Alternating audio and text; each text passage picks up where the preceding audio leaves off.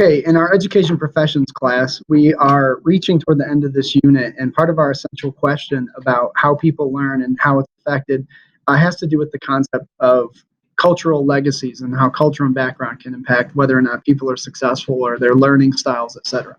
So one of the readings that we're going to be doing is this one, an excerpt out of Malcolm Gladwell's Outliers, The Story of Success.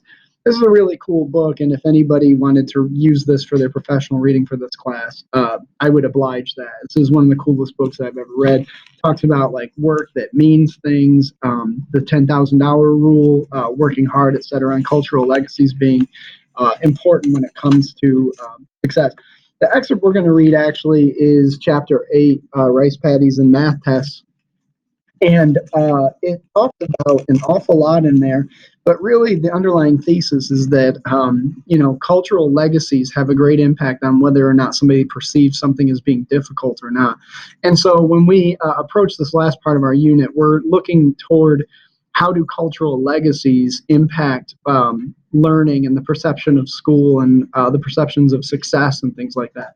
And this chapter addresses particularly people who come from cultures that have been cultivating rice for the last 30,000 years or so. So it's a pretty interesting argument that he makes here, but I'm going to let you discover what it is about. The next reading will be by Mike Kubik, and it will be called Elements of Success, and that will also talk about cultural legacies. And that is our last part of things impacting learning. So I hope you get your copy of this, but worst case scenario, we're going to be reading chapter 8, Rice Paddies and Math Tests by Malcolm Gladwell.